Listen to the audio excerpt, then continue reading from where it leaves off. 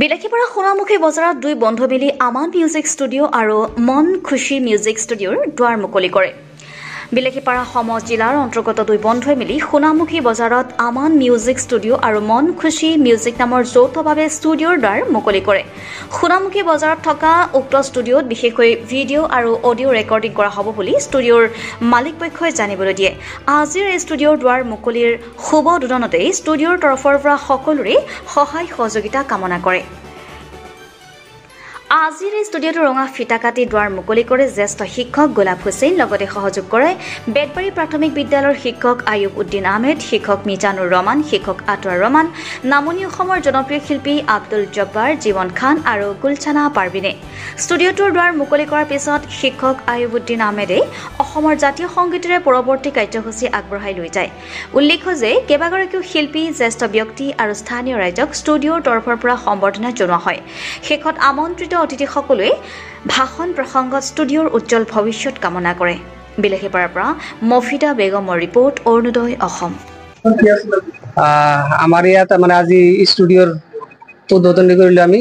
ইয়াত আমাৰ এই Aman music company, Aman music studio' আৰু মন খুশি মিউজিক, এইকেইটা মিউজিক চেনেলৰ মই ষ্টুডিঅ' খুলিলোঁ ইয়াত।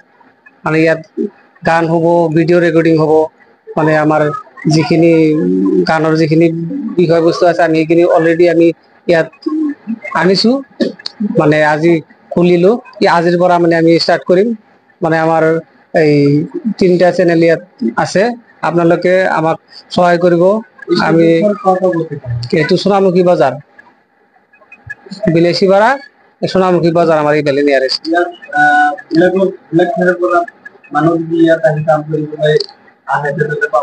কৰিব পাৰিব। ইয়াত আপোনাৰ অডিঅ' ৰেকৰ্ডিং আছে, মিউজিক মিক্সিং বা ভিডিঅ' এডিট চব হ'ব।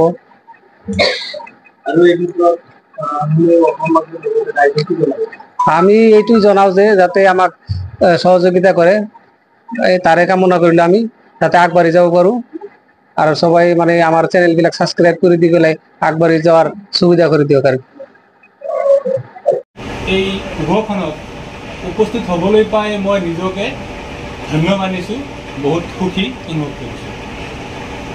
আমান মিউজিক কোম্পানী আৰু আমান মিউজিক ষ্টুডিঅ'ৰ যৌথ সহযোগত আজি ইয়াত উপস্থিত থকা বিভিন্ন ঠাইৰ বিভিন্ন গণ্যমান্য ব্যক্তি, শিল্পী, সমাজকৰ্মী, শিক্ষক, শিক্ষাগুৰু, লগতে সাধাৰণ শ্ৰেণীৰ মানুহসকল সকলোকে মোৰ ফালৰ পৰা আন্তৰিক শ্ৰদ্ধা আৰু ধন্যবাদ জ্ঞাপন কৰিছোঁ। মোৰ ইয়াত মিউজিক কোম্পানী বা মিউজিক ছিষ্টেম বা ছ'চিয়েল মিডিয়াৰ মোৰ ইমান বেছি জ্ঞান নাই যদিও থুলমূল এটা জ্ঞান আছে যে ছ'চিয়েল মিডিয়াত যদি কোনোবাই কাম কৰিব ইচ্ছা কৰে, এজনে আনজনক ছাপোৰ্ট কৰিব লাগে। আৰু ইয়াত এটা আটাইতকৈ মানে বেছি লাভদায়ক বস্তুটো হ'ল এজনে আনজনক ছাপোৰ্ট কৰোঁতে ইয়াক 5 পইচাও নালাগে, খালি মনৰ ইচ্ছাটো থাকিলে হ'ল।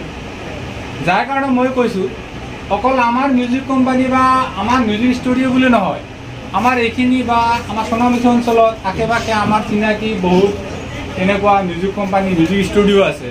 মই সকলোকে মোৰ অন্তৰৰ ফালৰ পৰা অনুৰোধ জনাম যাতে এজনে আনজনক সহায় কৰে, ছাপোৰ্ট কৰে, সমৰ্থন কৰি এজনে আনজনক আগবঢ়াই যোৱাত সহায় কৰে।